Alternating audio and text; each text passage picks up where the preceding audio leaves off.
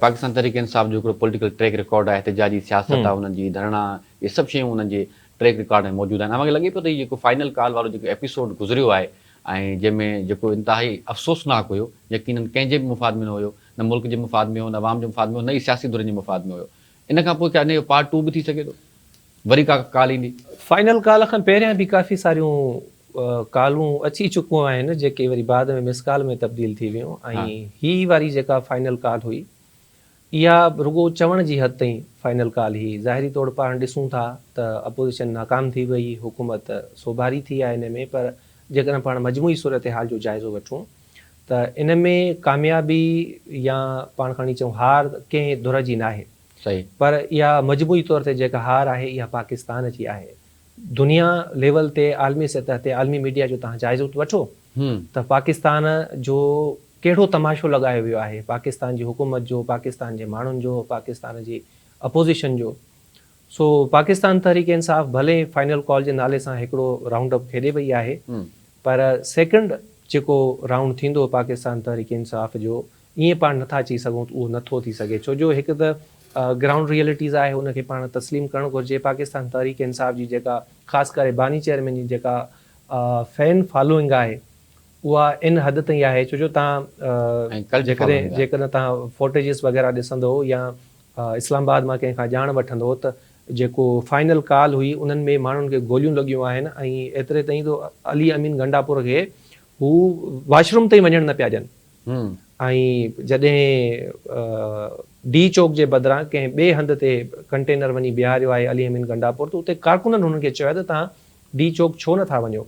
सो हाणे जंहिं पार्टीअ में या जंहिं लीडर जी अहिड़े हद ताईं फैन फॉलोइंग हुजे जेके मरण माराइण जे लाइ तयारु हुजनि, उन्हनि जे लाइ मुंहिंजो ख़्याल आहे को फाइनल राउंड अप कोन्हे। कल्ट फॉलोइंग आहे जीअं तव्हां ॿुधायो, त उहा सेकंड कॉल बि थी सघे थी ऐं ही को सिलसिलो हिते बंदि न थींदो।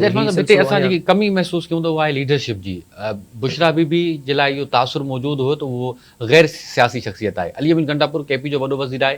पार्टी में उनजी हिन वक़्तु असांखे सिर्फ़ु इन्फ्लुएंस नज़र अचे पियो। जेकी पार्टी जी मेन क़यादत आहे, मरकज़ी क़यादत आहे, बैरिस्टर गोहर हुजे, जीअं गुज़िरियल ॾींहुं सलमान अकरम राजा इस्तीफ़ा ॾेई छॾी आहे, हामिद रज़ा साहब इस्तीफ़ा ॾेई छॾियूं ऐं हामिद रज़ा साहब इहो चयो त जेकी पॉलिटिकल जेकी कमेटी हुई उन अंदरि इहो फ़ैसिलो ई न हुयो त असां डी चौक जी तरफ़ वेंदासीं। त सियासी क़यादत खे जेकी मेन क़यादत आहे पार्टी जी, उहा छो पई नज़रअंदाज़ थिए, या वरी अवां सम्झो पिया त जेकी क़यादत जे अणहूंद में पार्टी कारकुन छा करे सघंदा, पार्टी कारकुन केतिरो मतिलबु जेको आहे सो हुकूमत जे साम्हूं वेहंदा? ईअं मोचड़ा खाईंदा रहंदा आहिनि जीअं हाणे खाधऊं या जीअं माज़ी में खाईंदा रहिया आहिनि। अली अमीन गंडापुर साहिबु जॾहिं बि ख़ैबर पख्तूनख्वा खां लश्कर वठी ईंदो आहे, इस्लामाबाद ते चढ़ाई कंदो आहे ऐं जेका सूरत हाल बींदी आहे, सदाईं ईअं थींदो आहे। हिन भेरे बि ईअं थियो। बाक़ी ज़ाहिरी ॻाल्हि आहे हाणे जंहिं पार्टी जो सरबराह न हुजे या उहो जेल में हुजे त उनखे संभालणु या उनखे हलाइणु तमामु घणो ॾुखियो हूंदो आहे। हिकु त एतमाद जो फ़ुक़दान हूंदो आहे।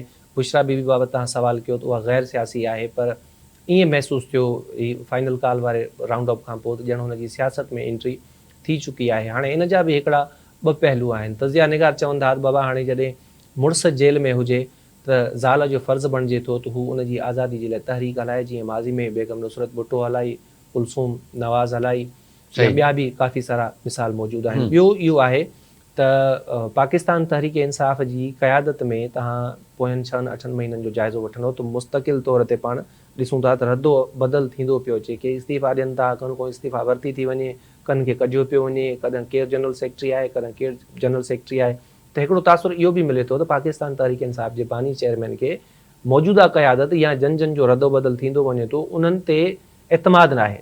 ऐं एतमाद न हुजण जी सूरत में मुमकिन आहे जेके इस्लामाबाद जा वॾा वॾा सहाफ़ी आहिनि या तज़िया निगार आहिनि, जेके तारीख़ जा सियासत जा शागिर्द आहिनि, उहे इहो ॿुधाइनि था त मुमकिन आहे त बुशरा बीबी ऐं ख़ान साहब जी पाण में हिकिड़े क़िस्म जी अंडरस्टैंडिंग हुजे त भई मां हीअ डायरेक्शन ॾींदुसि ऐं सुभाणे जेकॾहिं तव्हांखे कोई अची चवे बि थो त डी चौक नाहे वञिणो, त ultimately you have to move, तव्हांखे डी चौक वञिणो आहे ऐं एनी हाउ वञिणो आहे। ऐं इहा जेका सूरत हाल बिल्टअप थी चुकी आहे हाणे, इन जो बि अल्टीमेटली जेको नुक़सानु आहे उहो पाकिस्तान तहरीक इंसाफ़ खे थींदो ऐं पाकिस्तान तहरीक इंसाफ़ जे बानी चेयरमैन खे थींदो। इन सां को प्रेशर डेवलप नाहे थियणो। सही।